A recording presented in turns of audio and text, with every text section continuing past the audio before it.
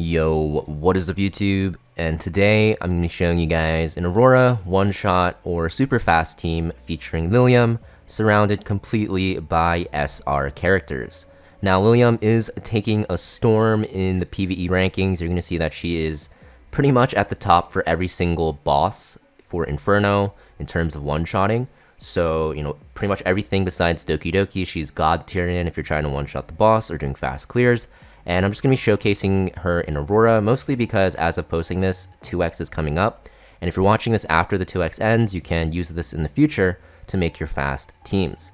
So basically the way this team works is we have Liliam, and then we have 4 SR characters around her. And Liliam just needs to be built on full damage. You will want to max her out because she is a DPS character. If you're thinking that you're wasting Lattice, she is God tier in PvP as well, so you're not really wasting it. A good comparison is like to Yeli. Yeli's 455, I believe, right, for PvE content. And for PvP, she's very good there as well. Liliam, I'd say now, is like slightly better in both. In PvP, she's actually a decent chunk better because of the meta. So yeah, you're not wasting Lattice. For the build, you want to run her on Kenai, Fury Edge, and Fury. You can go Momentum if you want, but I found Kenai to be more consistent just overall. And basically just run her on full damage. That's pretty much all you need to know. And then for Shell, I have her on White Fang. I think Count is actually better, but I have her on White Fang because, yeah, I have this third passive that rolled like that.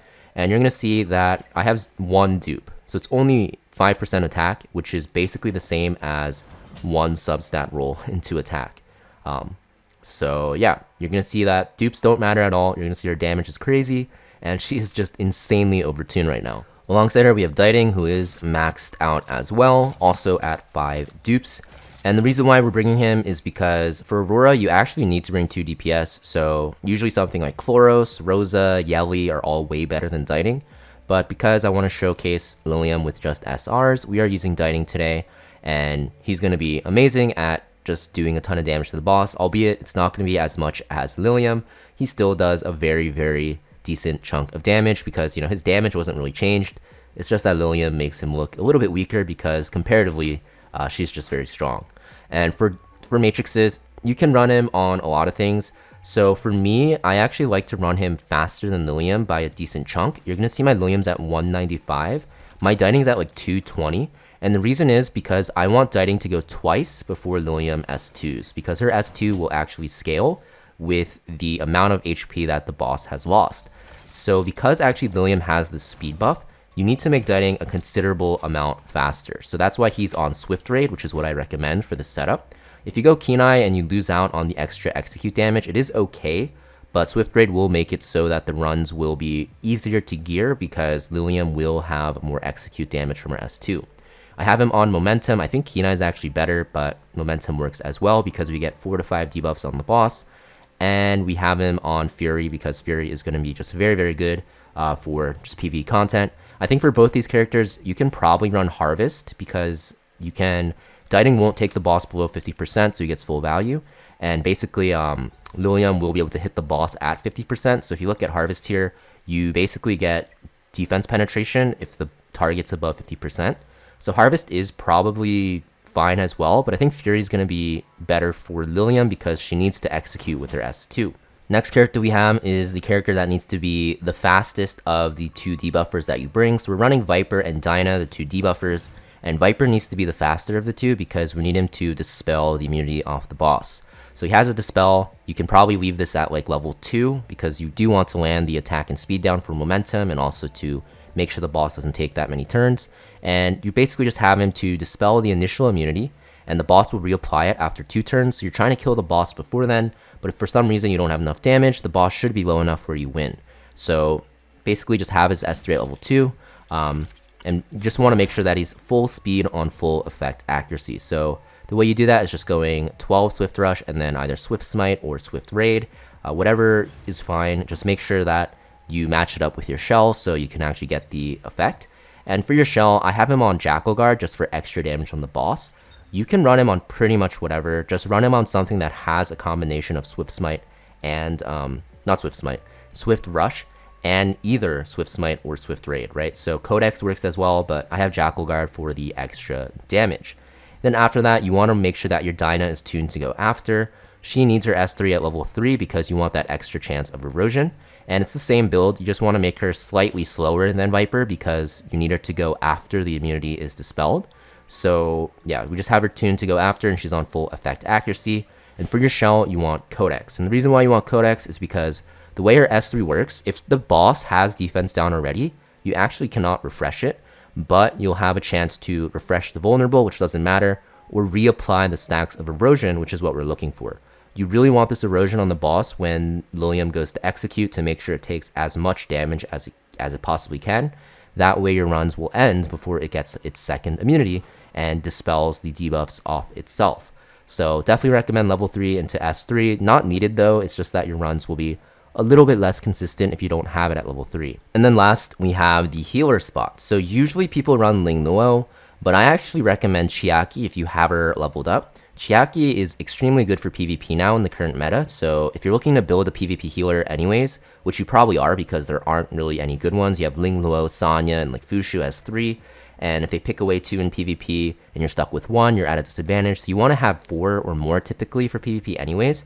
So Chiaki is a great build, and she'll also be just the better healer for Aurora. I'm not just using her because she's an SR and I want to say, oh, I'm using all SRs with Liliam, but she's actually just better. And the reason is because her S3 heals for a lot more because this scales with her max health and it also will scale with HP lost. So it makes it so that you're not relying on your supernova heal over time and you're not relying on your whale prayers to actually take off that curse shield. Ling Luo's S3 scales with the target's max health, so you can't really manipulate it to make it heal more. And curse shield also will scale with your max health, meaning that, you know, it's really hard to get it off with this unless you have her duped at, 2 dupes for the healing increase. So it makes it less consistent because if you're relying on the whale prayer and also the supernova, the puppets actually have a way to dispel buffs off of you when they take their turn. So if that actually gets dispelled off, you actually cannot heal off the curse shield, which adds another layer of RNG which you want to take off. So that's why we're using Chiaki. Now for Chiaki, I do have her on Vibrancy on Supernova. You need to run her on Supernova for that extra healing boost. And if you don't have Cure on Chiaki, you will need to run Vibrancy. Evil Guard's okay, but it only gives 12% healing. Cure will actually give you, if I can show you, it gives you, I think it's 25. And because I don't have it, I'm forced to run Vibrancy with Evil Guard to make up for it. So if you have Cure, it's just way better. But because I don't, I have to make do with what I have. So you just want to make sure that you boost her healing to the point where she can just take off that curse shield with 1 S3 at the start. And to do that, you also need her S3 at level 4 for the extra healing effect. I do recommend just maxing it out because it's good for PvP and you're also getting 10% max HP, which will also increase your healing as well. So I'll show you guys the run. If you guys don't have Chiaki built, you can use Ling Luo. It's fine. Just keep in mind you'll be adding in another layer of RNG unless you have her on like a super good supernova with Cure and Evil Guard and probably like 2 dupes. But otherwise, you know, Chiaki is going to be the best bet for you. So I'm going to show you guys the run now, and you're going to see that it's going to work out pretty well just because Chiaki can instantly heal off the curse shield. And pretty much if you don't land the Dispel, you're pretty cooked, but that's pretty much how it is for one-shot Aurora and Terramaton, which is very annoying. But basically, you're going to see that we Dispel. The Jackal Guard goes into the boss, so this will make it so that the target will also go into the boss from Dieting, which is very important. Then we heal up to full and remove all of the cursed shields. You can see target goes on the boss now. We do a ton of damage, and then Liliam will do an absurd amount of damage here. Yup. And then now we're just softening up the boss. We have the Codex from Dina applying the erosion once again. And basically, Chiaki is just here to kill a turn, and we are just hitting the boss with whatever we have left. And now Liliam just executes the boss, and that is all she wrote. That is a 45-second run that is going to be pretty consistent for a one-shot team. You just have to make sure you land your debuffs, but you know, that's how it always is. So yeah, and that is Liliam in a nutshell for not just Aurora one-shots, but just like every one-shot, she just kind of destroys bosses. But yeah, thank you for watching, guys. If you guys want to see me one-shot pretty much everything with her, you can check out my last video. It doesn't really talk about anything in depth, but you can see for yourself how good she is in Inferno content now. Thank you for watching, and I'll see you guys next video. Peace.